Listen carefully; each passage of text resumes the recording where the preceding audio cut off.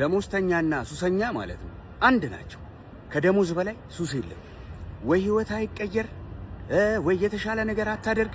ሁልጊዜ ማለት ነው የሰውን ህልም ስታሳካ ትኖራለህ ማለት ነው። ወጣቶች ልንገራችሁ፣ ከመቀጠር ማለት ነው እንደምንም አድርገህ ውጣ። ለምን ጉሊት አይሆንም? የራስን ስራ።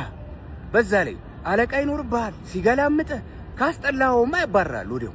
ስለዚህ ሁልጊዜም ጋራንቲድ አትሆንም። ኢንቨስት ማድረግ ትፈራለህ። በቃ አዲክትድ የሆነ ሰው ነው የምትሆኑ። ወንድሜ ከሱሰኝነት ውጣ፣ ከተቀጣሪነት ውጣ።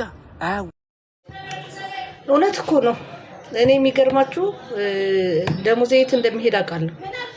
ማለት መጥቶ የሚገባበትና ተርፎ እንኳን የማስቀምጠው እንደሌለኝ እያወቅኩ ይናፍቀኛል። ልክ ልጁ እንዳለው እንደሱስ ማለት ነው። በእውነት ተቀጣሪ አትሆኑ። በጣም የዘንድሮ ልጆች አድናቂያችሁ ነኝ። ተፍተፍ ብላችሁ የራሳችሁን ስራ ነው የምትሰሩት። በቃ የተሻለ ኑሮ እየኖሩ ነው። ያው ጊዜ ቢያልፍም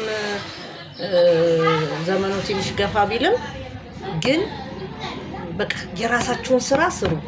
እውነት ነው። ሱስ ነው በቃ ሱስ የምትናፍቁት ግን መጥቶ የማይጠቅማችሁ ሱስ አይጠቅምም አይደል? ህይወት ያበላሻል አይደል?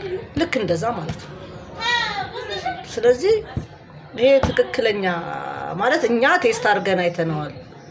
ስለዚህ እናንተ ደግሞ ወደዚህ ነገር ውስጥ ላለመግባት ሞክሩ ማለት ነው። ጥሩ ነው ምክሩ።